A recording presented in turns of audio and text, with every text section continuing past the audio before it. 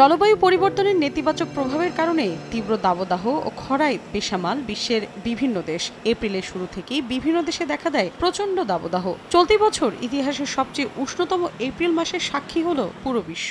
এ বিষয়ে একটি প্রতিবেদন প্রকাশ করে ইউরোপীয় ইউনিয়নের জলবায়ু বিষয়ক সংস্থা কোপারনিকাস ক্লাইমেট চেঞ্জ সার্ভিস। প্রতিবেদনে বলা হয় 2024 সালের এপ্রিল মাসটি আগের সব এপ্রিল মাসের রেকর্ড ভেঙে দিয়েছে।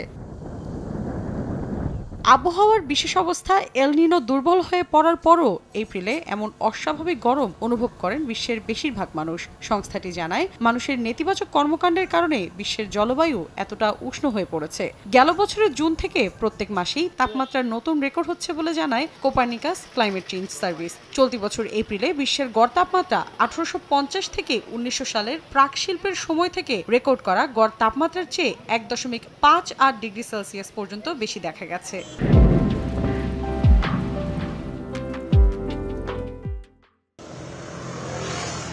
এদিকে গেল 12 মাসের গড় তাপমাত্রাও শিল্প পূর্ব সময়ের চেয়ে 1.6 ডিগ্রি সেলসিয়াস বেশি ছিল।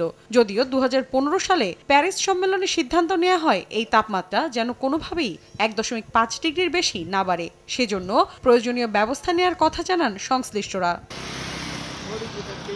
জলবায়ু পরিবর্তনের বিরূপ প্রভাবে ভারত থেকে শুরু করে ভিয়েতনাম পর্যন্ত এশিয়ার বিস্তীর্ণ এলাকায় কয়েক সপ্তাহ জুড়ে তীব্র দাবদাহ বয়ে গেছে। ব্রাজিলের সৃষ্টি হয়েছে ব্যাপক বন্যা পরিস্থিতির। কোপারনিকাসের জলবায়ু বিশেষজ্ঞ জুলিয়েন নিকোলাস বলেন, বৈশ্বিক উষ্ণতা বৃদ্ধির ক্ষেত্রে প্রতি ডিগ্রি তাপমাত্রা বাড়ার সঙ্গে আবহাওয়ার চরম পরিস্থিতি দেখা যায়। এসব পরিস্থিতি আরও তীব্র ও ঘন ঘন ঘটতে থাকে। এপ্রিল মাসে চরম খরা ও বন্যার মতো পরিস্থিতির সাক্ষী হয়েছে বিশ্ব।